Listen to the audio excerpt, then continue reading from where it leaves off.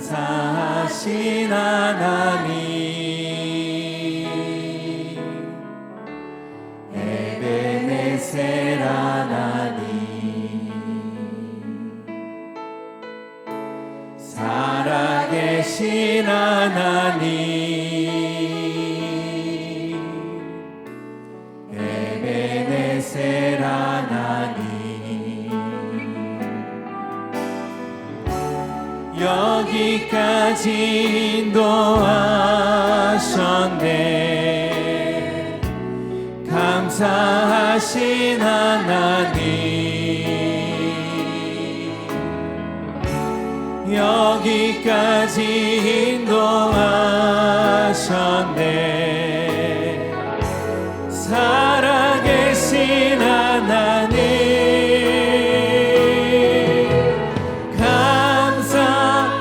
하신 하나님, 에베네셀 하나님, 살아계신 하나님,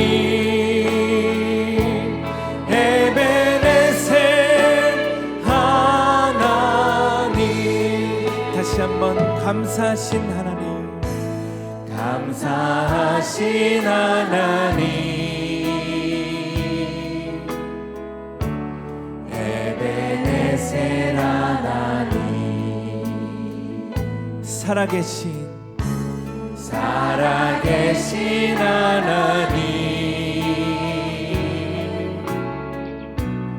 에베네셀 하나님. 고백할 때 장래에도 인도하시리, 장래에도 인도하시니,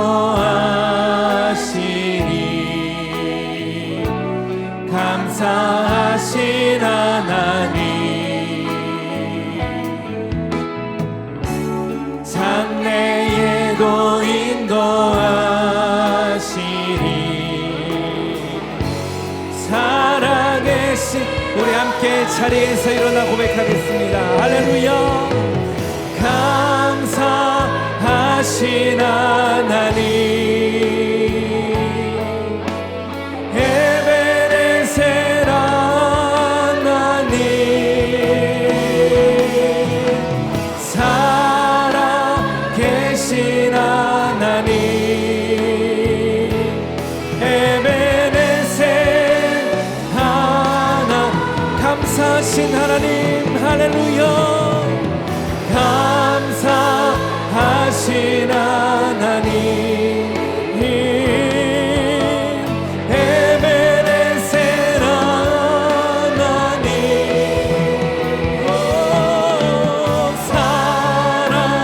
살아계신 하나님, 에베네셀 하나님.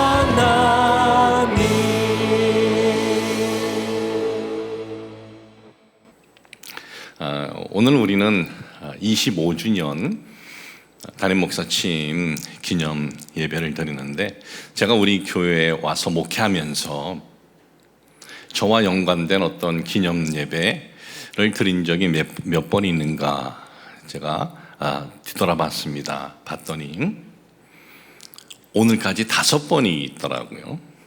담임 목사 취임은 언제 한 번 드렸냐 하면 20년 되었을 때, 20주년 담임 목사 취임 기념 예배를 20년 되었을 때 드렸습니다. 왜 어떻게 그렇게 늦게 드렸느냐, 아마 그런 생각들을 하실 분도 계세요. 일반적으로 어느 교회에 목회를 시작하면은 3년이 지나면 교회에서 잔치를 해줘요. 왜냐하면 목회는 어느 교회 가면 3년 동안 쫓겨나지 않으면 그거는 이제 아주 잘 견딘 거기 때문에 돌 잔치하는 것처럼 잔치를 해줘요. 근데 우리 교회는 그런 게 없었어요. 왜? 우리 교회 역사를 보면 이해를 낼 거예요. 제가 우리 교회에 왔을 때가 우리 교회가 개척해서 창립된 지가 11년 되었을 때입니다. 근데 제가 몇 번째 담임 목사냐? 7번째입니다. 그 앞에 6분의 목사님들이 계셨는데 2년을 목회를 하지 못하시고 평균적으로 이제 그만두시게 된 거예요. 그러니까 뭐 취임 기념이라는 건 우리 교회는 그런 것이 있는지도 이제 몰랐던 거예요. 그래서 20년 되었을 때 취임 감사 예배를 드렸고, 그리고 오늘 이제 25주년 취임 감사 예배를 드리고, 또 목회, 그러니까 제 목회죠. 우리 교회 취임이 아니라 목회 성역 30년이 되었을 때 2013년에 우리 교회에서 30년 목회 성역 감사 예배를 드린 적이 있고, 또 작년에 40주년 감사 예배 목회 40주년 감사 예배를 드린 적이 있습니다. 그리고 한 번은 어떤 예배가 있었냐면 2006년 10월 18일 담임 목사가 아니라 위임 목사식을 가졌어요. 그때 어떤 일이 있었냐면은 여의도 순복음교회에서 후임 목사를 이제 뽑을 때였습니다. 그런데 최종 3명 후보 중에 이제 한 명이 제가 되었는데, 그런데 보니까 이 표를, 이게 표권을, 투표권을 가지신 분들이 장로님들이에요. 근데 장로님들에게 잘 보여야 되는 거예요. 잘 보여야 되고, 또 어떤 그룹이 있는데 그 그룹에 또 대표되는 장로님에게 찾아가야 되기도 하고, 또는 뭔가를 약속을 해줘야 되기도 하고. 그런데 저는 그게 안 맞더라고요. 목사가 그렇게 하는 것은 목사로서 좀 안 좋은 표현이지만 이게 쪽팔리는 게 아니냐, 목사로서. 그래서 집사람과 얘기도 하고 기도도 하고 그러다가 최종 결정을 했습니다. 우리 목사님에게 후임 사퇴서를 보냈습니다. 그리고 확인까지 했어요. 목사님에게 잘 전달됐는지. 그 당시 수석 부목사가 최창렬 목사님이 수석 부목사였는데 조영기 목사님이 옆에 사무실에 있었는데 전화해서 확인까지 하고 잘 전달이 됐고, 그리고 우리 교회는 긴급 당회를 해서 나는 우리 교회에서 목회를 계속할 것입니다. 그런데 사퇴서는 보냈지만은 이게 쇼가 아니고 진실된 것을 보여줘야겠다 해서 우리 교회에서 위임식을 가진 거예요. 위임식이란 뭡니까? 위임식은 이 교회에서 내가 계속 목회를 한다라는 것을 정식으로 이렇게 공표를 이제 한 거죠. 그리고 오늘 취임 25주년 감사 예배를 드리는데, 오늘은 고경환 목사가 이 교회에 와서 25주년 동안 정말 수고했다, 그런 의미로 제가 취임 25주년 감사 예배를 드리자 한 것이 아닙니다. 저는 우리 교회가 25년 전에 어떻게 열악한 상황에서 우리 주님께서 어떻게 인도해 주셨는지를 우리가 돌아보자.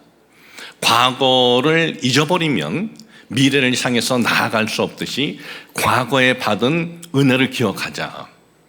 그리고 또 하나는 제가 여러분들에게 축하받는 것이 아니라 저는 이 교회의 담임 목사로서 우리 함께 해주신 우리 성도님들에게 고맙습니다, 감사합니다, 이걸 말씀드리고자 25주년 취임 감사 예배를 우리가 드리는 겁니다. 그래서 오늘 제목도 감사합니다, 고맙습니다로 정했습니다. 오늘 읽어드린 이 본문에 있는 말씀은 이 로마서입니다. 로마서는 사도 바울이 로마에 있는 교회들, 로마에 있는 성도들에게 보내는 서신이에요. 로마 교회는 사도 바울이 개척한 것 아닙니다. 사도 바울이 개척한 것은 아니지만은 사도 바울은 로마 교회에 대해서 애정을 갖고 있었어요. 어떤 애정을 갖고 있었냐 하면은 이 로마라는 이 지역이 세계에서 중심되는 지역이기도 하고, 또 이 로마라는 이 지역이 아주 태폐한 지역이기 때문에 그곳에서 신앙생활을 하고 있는 성도들에게 이 사도 바울은 저들의 믿음을 든든하게 해주고 싶은 거예요. 그러한 꿈이 있었어요. 그러한 마음이 있었습니다. 그리고 그러한 마음대로 사도 바울은 로마에 2년 동안 머물면서 교회를 든든하게, 성도들을 믿음을 든든하게 합니다. 그리고 로마에서 순교를 당합니다. 이 로마 교회 보내는 로마서의 핵심은 뭐냐? 구원이에요. 구원론. 구원은 의롭게 된다는 것은 행위가 아니다. 율법이 아니다. 의롭게 되는 것은 믿음에 있다.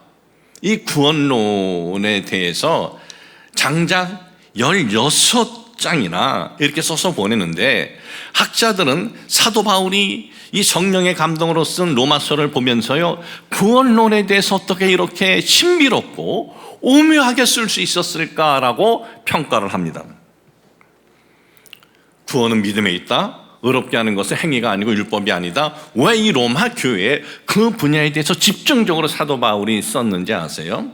그것은 로마 교회를 세운 이들이 누구냐? 오순절 성령 강림 때에 성령 침례받은 120명이 있습니다.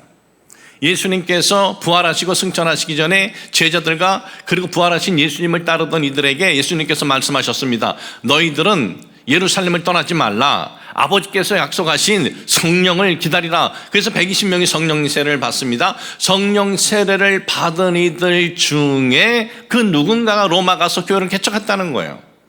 이 성령 세례, 성령 침례를 받은 이들이 누굽니까? 이들은 이스라엘 민족이에요. 시브리 민족이에요. 시브리 민족은 뭐예요? 이들은 율법에 대한 사고가 굳어진 이들이에요. 그러니까 이들은 로마 가서 교회를 개척을 하면서도 예수 그리스도를 믿어야 한다. 그분은 십자가에서 죽으셨고 부활하셨다라는 이 말씀도 선포했지만은 구원은 율법을 지켜야 한다라는 이 사고가 있었기 때문에 이 로마 교회 성도들은 개척한 저들의 그 사고의 영향을 받았다라는 것입니다. 그래서 바울은 거듭거듭 구원은 율법에 있는 것도 아니고 행에 있는 것도 아니고 믿음에 있다라고 그렇게 선포하고 있는 거예요. 로마서에 대해서 뭐라고 표현하느냐? 성경 중에 성경이다, 꽃 중에 꽃이다, 결안에서는 이 노란 자다라고 그래요. 이 구원에 대해서 정말 오묘하고 신비로울 정도로 써진 이 말씀이 로마서인데 16장으로 된 로마서에 이 사도 바울은 갑자기 마지막 장 16장에 전혀 다른 언급을 해요. 무슨 언급을 하냐면 사도 바울이 교회들을 개척을 하고 사도 바울이 복음을 전할 때 교회 개척을 하면서 교회를 세울 때 함께한 이들, 그리고 복음을 전할 때 함께한 이들, 그들의 이름을 여기서 하나하나 언급을 해요. 여러분, 설교를 오늘 하고 제가 요 다음 주하고 이어서 하는데 이게 같이 이어지는 내용이라 여러분들이 계속 와서 듣는 것이 나을 겁니다. 근데 여기에 몇 명의 이름이 있냐면 34명이 있어요. 34명의 이름만 언급한 것이 아니라 그들에 대해서 뭐라고 하냐면 이들은 소중한 이들이다. 이들은 소중한 이들이고 이들은 너희들이 이들에게 문안해야 되고 너희들은 그들을 영접해야 되고 그리고 감사해야 된다 그래요. 이들에 대해서 기여하고 축복하고 추천하고 아주 소중한 이들이라 그래요. 바울의 이런 언급은 무엇입니까? 저들은 누구냐? 우리 주님의 사역에 함께한 고마운 이들이다. 감사한 이들이다 라는 거예요. 이 구원관에 대해서 오묘하고 신비로울 정도로 쓴 이 로마서의 이 마지막 장에 이 바울이 그들의 이름을 언급하면서 저들을 축복하고 소중한 이들이다, 감사해야 된다, 그들을 받아들여야 된다 라고 이 언급한 것은 사도 바울의 마음만이 아니다라는 거예요. 이 마음이 누구의 마음이에요? 우리 주님의 마음이다라는 거예요. 그리고 성경의 선언이다라는 거예요. 34명의 이름들이 언급되어 있는데 우리는 한 부부의 이름만 우리가 오늘 그 구절의 내용을 읽었고 그들에 대해서 바울이 표현한 내용만 우리가 보았습니다. 34명을 왜 하나하나 다 우리가 살펴볼 필요 없이 왜 이 한 부부의 이 두 구절에 이 내용만을 읽었느냐? 이 두 구절에 있는 내용들이 로마서 16장에 있는 34명의 모든 이들과 같은 모습이기 때문에 그렇습니다. 그리고 같은 사도 바울의 선언이에요.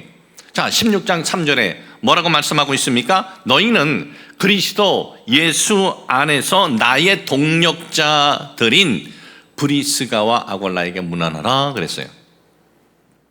그래서 뭐라 그래요? 바울은 브리스가와 아굴라 이 부부에게 그리스도 예수 안에서 나의 동력자라 그랬어요. 동력자. 여러분, 동력자라는 이 원어, 헬라어 원어는 시네르 이렇게 써져 있어요. 단어가 시네르예요. 그러면 이 시네르가 뭐냐 하면은 무슨 의미냐면 함께 일하는 자예요. 우리가 어떤 일을 합니다. 그런데 지시하는 자가 있는가 하면 일을 하는 자가 있죠. 그런데 바울은 함께 그 일을 하는 자라 그랬다는 거예요. 동력자라, 나랑 함께 일하는 자야. 바울은 많은 교회들을 개척을 했습니다. 그런데 그 모든 사역은 바울이 혼자 앞장서서 해서 다른 이들은 바울을 도와준 이들이다, 그렇게 표현한 것이 아니에요. 이것은 나는 앞에 있고 그리고 이 성도들은 나를 도와서 이렇게 한 것이 아니라 바울은 교회를 세우고 함께 동역사역을 한 것은 함께 그 사역을 했다라는 거예요. 여러분, 사도 바울을 표현하면 오늘날 목회자죠. 목회자. 그리고 로마서 16장에 있는 34명이 언급된 이들은 대부분이 다 성도예요. 물론 영적인 아들 디모데도 있지만 다 성도들입니다. 바울, 목회자 바울. 어떤 목회자예요, 바울이? 오늘날도 대형교회 목회자들이 있어요. 오늘날도 유명한 목회자들이 있어요. 오늘날 대형교회 목회자들, 유명한 목회자들 사도 바울의 발끝 따라가요? 발끝도 못 따라가요. 그런 사도 바울의 고백이다라는 거예요. 저들은 내 밑에서 나를 도운 이들이라고 한 것이 아니라 나와 함께한 사역자다, 동력자다라는 거예요. 어떤 일을 이루는 데에서 그 일에 대해서 함께 동등한 위치라고 지금 표현하고 있는 거예요. 이 사도 바울이 어떤 사람입니까? 수많은 능력을 일으킨 하나님의 사도예요. 우리 주님의 사랑하는 사도예요. 바울은 죽은 이들 살렸습니다. 그리고 귀신 들리니 질병에서 죽어가는 이들 어떻게 고쳤습니까? 바울의 앞치마나 바울의 손수건만 갖다 놔도 귀신이 떠나가고 병자들이 일어나는 거예요. 수많은 병자를 고친 권능의 사도입니다. 그런데 이 권능의 사도가 자신과 차별하는 듯한 언급을 하지 않아요. 저들은 나와 함께한 동력자라는 거예요. 나와 함께한 사역자다라는 거예요. 오늘날 교회가 크다고 유명하다고 하는 목회자들을 자신이 뭔가 되는 양 의시되는 이들은 사도 바울의 이 부분을 정신 차리고 들어야 할 필요가 있어요. 제 자신도 그래요. 정신 차리고 이 말씀을 들어야 돼요. 그리고 이어지는 말씀 4절에 보면 그들은 내 목숨을 위하여 자기들의 목까지도 내어놓았나니, 나뿐 아니라 이방인의 모든 교회도 그들에게 감사하느니라 그랬어요. 바울은 뭐라 그랬냐면 그들은 내 목숨을 위하여 자기 목까지 내놓았대요. 목까지 내놓았다는 오늘의 의미는 이렇습니다. 사형을 집행을 하는 사람이 있습니다. 사형을 집행을 하는 거예요. 그런데 도끼를 들고 있어요. 그 밑에 목이 깔려져 있어요. 바로 그런 의미예요. 사형을 집행을 하는 이가 있는데, 그런데 나를 살리기 위해서 그의 목을 그 밑에 내려놓았다라는 의미예요.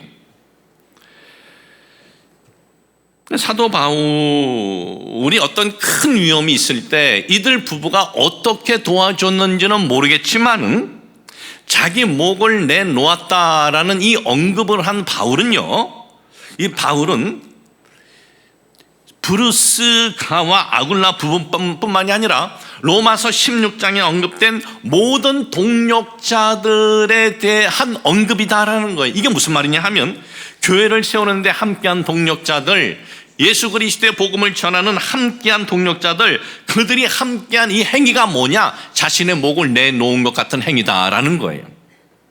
이렇게 교회를 세우는데 함께한 모든 동력자들에게 바울은 자신도 감사할 뿐만 아니라 모든 교회들도 감사하다 고백을 하고 있습니다.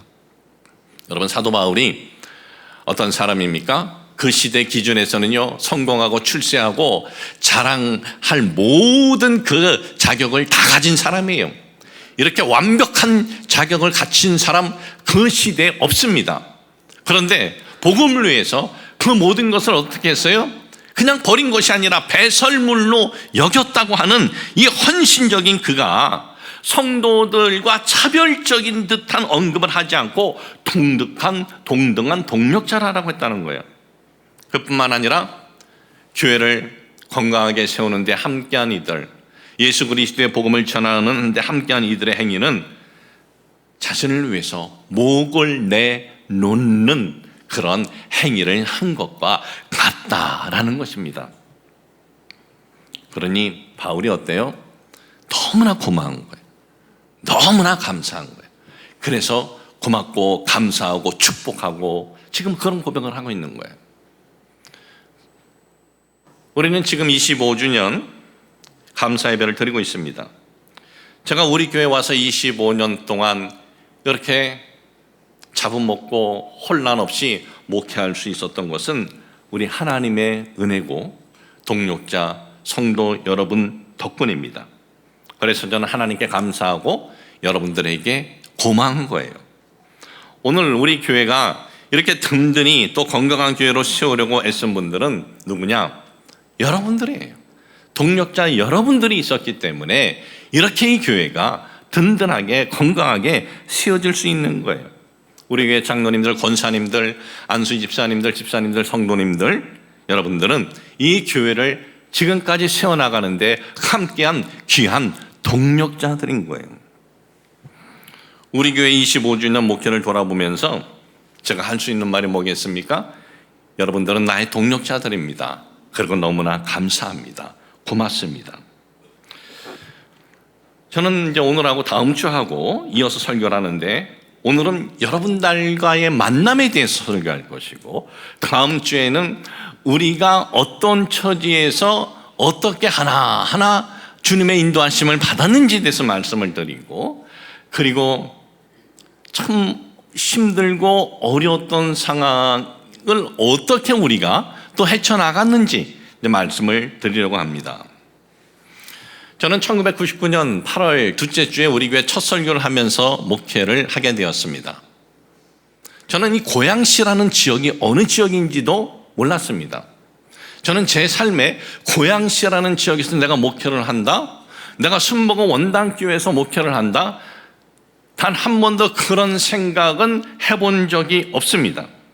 그리고 제가 미국 SIL에서 목회하고 있을 때 저한테 연락 온 것은 순복음 원당교회 목회가 아니었어요. 제가 받은 연락은 여의도 순복음교회 대교구장으로 들어오겠느냐는 연락을 받은 거예요. 그 당시 스승 되시는 주영균 목사님께서는 해외에서 선교사로 정말 열심히 충성스럽게 전하는 이 선교사들 중에 여의도 순복음교회 출신들, 이 여의도 순복음교회 출신이라는 것은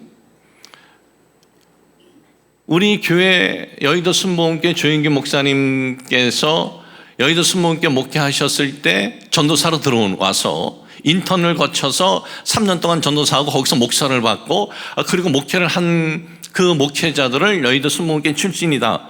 그렇게 여러분들이 생각하면 됩니다. 여의도 순복음교회 출신으로 목사님 밑에서 사역하다가 해외로 나간 선교사들을 한국으로 종종 부르셔요. 자주 부르지는 않습니다. 부르시는데 대교구장으로 부른 적은 없어요.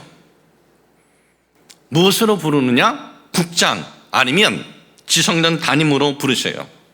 우리 목사님에게는 이런 목회 철학이 있었습니다. 목회자가 대우만 받고 편안하게 목회만 하면 안 된다. 그러면 영혼을 진정으로 사랑하는 목회가 될 수가 없다. 그런데 여의도 순복음교회 목회자가 되면 어떻습니까? 전도사고 목사고 성도님들이 너무나 잘해줘요. 왜? 우리 목사님은 뵐 수 없으니 우리 목사님이 세운 전도사님, 목사님들에 대해서 너무나 잘해줘요. 너무나 잘 섬겨줘요. 여러분, 순복음 교회, 여의도 순복음뿐만 아니라 순복음 간판에 있는 모든 교회들은요 독특한 게 있습니다.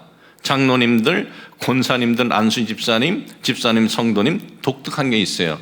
무엇이 독특한지 아세요?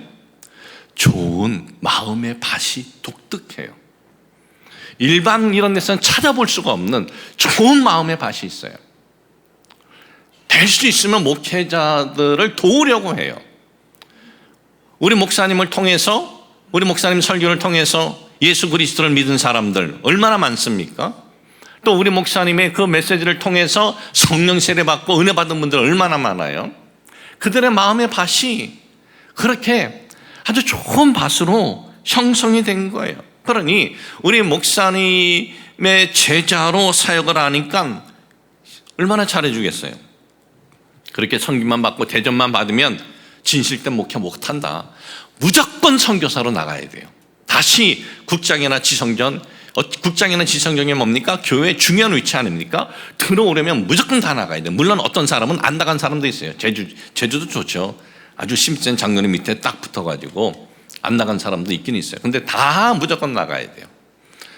목사님은 정말 탁월한 목회 철학을 가지고 계신 거예요. 눈물의 빵을 먹어봐야 된다. 그리고 성도들 한 명 한 명 그 어려운 곳에서, 이민자의 그 힘든 곳에서 저들이 사는 것을 직접 목격을 해야 된다. 아주 탁월한 그러한 그 목회 철학이시죠. 자, 그러면 왜 25년 전에 저에게는 대교장으로 연락이 왔을까요? 그 당시 우리 교회죠, 순복원단교 담임 목사는 이제 더 있을 수 없는 상황이 되었어요. 그래서 빨리 급히 나가야 됐어요. 근데 선교지 교회가 다들 어렵기 때문에 우리 목사님께서 특별히 지시를 했어요. 선교지 교회 중에서 좀 자립되고 좀 괜찮은 교회로 그렇게 보내주라. 그래서 미국을 이제 찾아보는데 2개의 교회 연락을 했대요. 근데 2개의 교회 목사님들이 노 그랬대요. 대교부장을 왜 들어오냐? 지성전 담임일 때 불러라. 예, 그분들 나중에 지성전 담임으로 또 국장으로 해서 들어오셨죠. 그런데 저는 왜 받아들였을까? 왜? 우리에게 오기 전에 1999년 초기 때 이런 마음이 들었습니다. 어떤 마음이 있냐면, 고국에서의 이제 내가 이 사역의 길이 열릴 텐데, 그 고국에서의 사역의 길이 하나님께서 나를 그곳에 보내주시는 것이다 라는 그런 마음이 일어나는 거예요. 저는 41년 목회하면서 하나님께서 고경한 목사, 너는 고국으로 가야 된다, 그런 음성은 한 번도 들은 적 없어요. 그러나 제 마음속에 강한 어떤 그 뜨거움의 열정이 일어난 것은 여러 번 있어요. 첫 번째는 순복음 에카돌 교회를 개척을 할 때 1983년 20살 나이에 파라과이에서 비행기 타고 에콰도르 가서 교회를 개척했을 때 정말 뜨거운 이 못 견디는 마음이 일어난 적이 있어요. 하나님 음성 듣고 간 건 아니에요. 그 뜨거운 그 마음을 읽고 나서, 이러고 나서 거기 가서 교회를 개척을 했고, 두 번째는 순복음 에콰도르 교회 개척을 하고 이제 교회가 자립이 돼서 여의도 순복음교회 목사님 세워드리고, 저에게는 두 길이 있었습니다. 하나는 미국 유학의 길과 하나는 여의도 순복음교회는 전 한 번도 가본 적이 없어요. 조영기 목사님 한 번도 뵌 적이 없고, 근데 그 길로 가느냐, 이 두 개의 길이 있었어요. 그러나 제 마음은, 제 머리는 미국에서 유학이었어요. 오랄로버트 대학에 모든 서류 다 보냈고 거기서 오라, 그런 내용까지 다 받았어요. 그런데 마음에는, 이 마음의 뜨거운 열정은 세계에서 가장 큰 교회와 세계에서 가장 기독교 역사에 사도 바울 이후로 저런 분이 정말 이제 없을 텐데, 그런 분 밑에서 내가 훈련을 받겠다는 그런 열정이 나서 한국으로 제가 오게 된 것입니다. 그리고 세 번째였어요. 이제 미국에서 목회를 하는데 그런 마음이 일어나는 거예요. 고국에서 부르심이 있을 텐데 그곳이 고 목사에게 맡겨진 목양지다라는 마음이에요. 고국이 여의도 순복음교회만 말하는 것이 아닙니다. 어느 곳이든지 그런 부르심이 있을 때 그곳이 나에게 맡겨준 곳이다라는 마음이 일어나는 거예요. 저는 종종 수시로 어떤 분들은 그러더라고요. 하나님의 음성을 듣는데요. 수시로 하나님의 음성을 잘 듣는데요. 뭐 하면 하나님께서 이런 음성을 주셔서, 그게 뭔지 아세요? 까불지 말라는 거예요. 너희들 장로님들 까불지 마. 성도들 왜 난 하나님의 음성을 늦어서 하는 거야, 그러는 거야. 그런데 성경에 보면 사도 바울 하나님의 음성 들은 적 거의 없어요. 몇 번 없어요.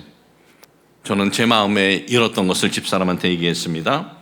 근데 집사람은 긍정도 안 하고 부정도 안 해요.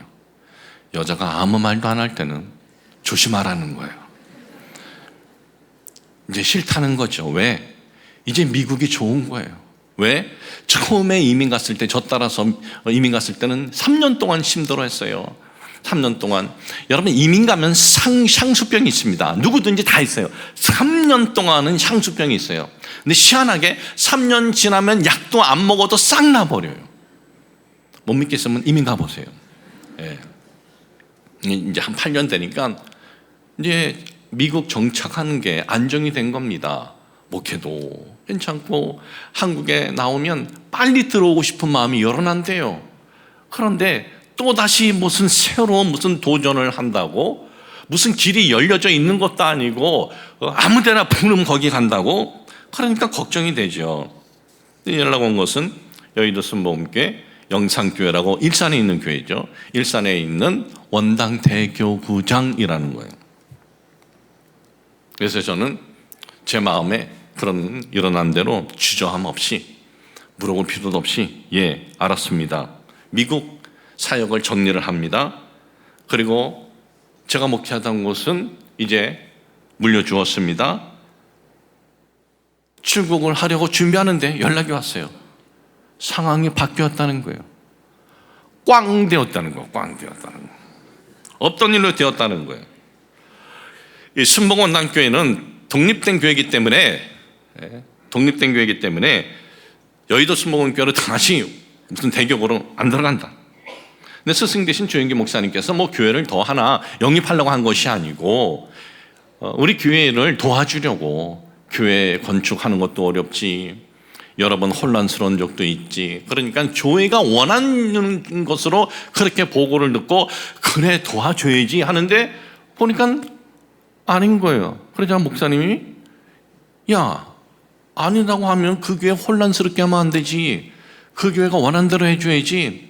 우리 목사는 굉장히 이 교회론적인 분이에요. 교회 혼란하면 안 된다, 거기가 원하는 대로 해줘라. 그래서 이제 없었던 걸로 되는데, 그러면 공석인 이 교회는 누구가 보내야 됩니까? 저는 목회했던 교회는 순복음원당교회 목회하던 분에게 이제 위임해 드렸는데, 목사님께서 그러면 고경환 목사 공중에 썼으니 거기를 한번 추천해봐 그런 거예요. 그래서 제가 이제 추천을 받은 거죠. 제가 추천받았지만은 우리 교회는 기가 막힌 거죠. 왜? 고경환이라는 이름은 별로 좋은 이름도 아니잖아요. 고시도 흔한 이름도 아니고 경환이라는 이름이 전무시기 때문에, 아는 분만 알 거예요. 전무식이라고 그러면. 그래서 또 이름도 몰라. 그리고 한 번도 본 적이 없어. 설교는 들어본 적도 없고 어디 녹음돼 있는 것도 아니고, 그러니까 아주 믿음직스러운 게 하나도 없는 거예요. 나이도 이제 30대 이제 중반이고. 그러더라도 우리 목사님이 하셨기 때문에 명분 있게 거절을 해야겠다. 명분 있게 거절하려면 어떻게 해야 돼요? 강에서 한번 세워가지고 죽으면 성도들이 저 죽순 거 어떻게 하느냐. 그러면 이제 명분 있게 거절이 되잖아요. 토요일 날 저보고 나오래요. 나갔죠. 장로님들 5분이 계셨는데 밥을 사주셨어요. 밥도 사주고 고기도 사주고 잘 먹여주셨어요. 잘 먹고, 그 다음에 내일 주일인데 일일 강사로 설교나 좀 해보라 그래서 알았다고. 제가 로스안젤레스 캘리포니아에서 왔다고 요 백석에 캘리포니아 모텔을 잡아줬어요. 아직까지 그 캘리포니아 호텔이 있더라고. 하룻밤 자고 주일날 상가죠 8층에서 일일 설교자로 설교를 하는데 저에 대한 소개 아무것도 없습니다. 그냥 그날 일을 오늘 설교자입니다, 그게 전부였어요. 설교를 마치고 장로님들을 부르시면서 대표 장로님 한 분이 그러셔요. 성도들 반응이 좋네요 그래요. 그러면서 벌써 준비를 다 하신 거죠. 쪽지 하나 딱 내놓으셔요. 여기다 사인하시고 우리 교회에서 목회하시지요 그래. 보니까 첫 번째가 모든 재정에 담임 목사는 관여하지 않는다, 결제도 관여하지 않는다, 그런 것들 쭉 있어요. 그 중에 또 하나가 뭐가 있었냐면 인사도 관여하지 않는다. 근데 제가 인사권이 영향력 있고 그런 건지 모르잖아요. 근데 이거는 그래도 내가 해야 되는 건 아닌가 싶어서 장로님들 요거는 그래도 제가 해야 되는 것 아니겠소? 그랬죠. 그랬더니 오케이, 큰 거 하나 빼줄게 하고 이제 사인을 한 거죠. 사인을 하고 교회는 이제 제가 기거할 전세를 찾기 시작을 합니다. 찾았어요. 햇빛마을 29평, 또 차도 하나 사주셨어요. 소나타. 근데 햇빛마을 아파트가 벼 있는 게 뭐 찾기가 그렇게 쉽지 않잖아요. 아파트 들어가기 전까지는 우리 교회 상록빌딩의 사무실 한 곳에서 이제 그곳에서 기거하고 있었습니다. 그리고 이렇게 해서 사역이 출발이 된 거예요. 여러분, 제가 왜 이 사역의 이 과정을 여러분들에게 이렇게 말씀을 드리냐, 좀 상세하게 말씀을 드리는 것은, 저는 이 교회에 올 줄은 내 인생엔 단 한 번도 생각 본 적이 없는데 하나님께서 이 교회의 성도님들과의 함께 동력하라고 보내주셨다라는 거예요. 하나님께서 저를 이 교회 여러분과 함께 동력하라고 사역하라고 보내주셨기 때문에 저는 이 교회 목회하면서 너무나 즐거운 거예요. 기쁜 거예요. 행복한 거예요. 우리 교회 성도님 중에는 제가 1999년 8월 둘째 주부터 첫 설교하면서 지금까지 함께 하신 분들도 계세요. 그분들이 보실 때 고 목사가 25년간 우리 교회에서 목회를 할 때, 사역을 할 때 억지로 하는 것 같이 보이는 것은 없을 겁니다. 왜? 저 자신도 기쁘고 즐겁고 감사했기 때문입니다. 물론 뭐 어려움이 없었다는 것은 아니에요. 어려움도 있었죠. 어느 때는 좀 속이 뒤집어지는 것도 있었죠. 금요 예배 마쳤습니다. 어떤 집사가 전화가 왔어요. 전화 왔는데 욕부터 시작을 하는 거예요. 욕부터. 제가 성격이 그렇게 보편적이지 않는데 쫓아가서 아파트 몇 동 몇인가 알아가서 두들겨 패버릴까, 뭐 그런 마음도 막 욕 듣는데 나는 거예요. 제가 우리 집사람하고 결혼 날짜 다 잡았다가 제가 꽝 될 뻔했어요. 장인이 고속터미널 치고 갔다 오시는데 제가 이제 전도사 때죠. 결혼하기 전에 모시러 갔어요. 근데 저기 반포에 있는 고속터미널은 그 당시 깡패들이 있었나 봐요. 조폭들이. 그런데 한 40대, 제가 20대 후반이었는데 40대 조폭하고 저하고 붙은 거예요. 장인이 미리 와서 내려서 그걸 보고 있는지도 모르고 사람들은 둘러싸이는데 둘이서 취급하고 막 붙고 싸움 나니까는 거기에 보니까는 장인이 놀란 거죠. 저거 전도사 맞아? 근데 이 싸움이 심상치 않으니까 거기 또 대장이 있더라고. 조폭 중에 대장이 있나 봐. 쓱 보더니 어이 젊은이 그만하시게 그러더라고요. 그래서 이제 그만뒀죠. 근데 장인이 그걸 다 보고 난 다음에 우리 집 사람에게 향나나 날짜는 잡았지만 너 꼭 해야겠냐 그랬다잖아요. 뭐 참 목회를 하면서 그런 참 속상한 일은 왜 없었겠습니까? 근데 희한하게 뭐 속이 상해도 금세 이렇게 풀어지고 또 그 사람 찾아가서 신방하고 기도해주고, 이게 뭐예요? 제 성격은 안 그런데 하나님께서 이 교회 성도들과 함께 동력하라고 저와 만남을 허락해 주셨다라는 것입니다. 우리 교회 성도님들, 우리 교회 성도님들 등록된 이름들을 보면서 저도 사도 바울이 로마서 16장의 이름들을 언급한 것처럼 한 분 한 분 부르며 고맙습니다, 감사합니다, 축복합니다 이렇게 고백하고 싶습니다. 그렇게 하려면 너무나 많은 시간이 필요할 것입니다. 그래서 단축했습니다. 우리 교회 장로님들, 권사님들, 안수 집사님들, 성도님들 모두가 우리 교회를 건강하게 세우신 저의 동력자들이십니다. 여러분 감사합니다, 고맙습니다, 축복합니다. 아멘.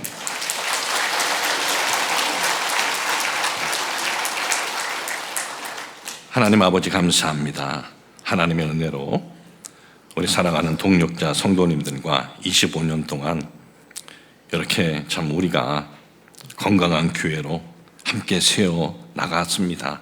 우리 주님께서 도와주셨습니다. 주님 감사합니다. 앞으로도 우리 교회를 통해서 우리 주님께 영광 돌리는 이 길을 우리가 걸어가도록 주께서 도와주시옵소서. 예수님의 이름으로 기도합니다. 아멘. 감사합니다.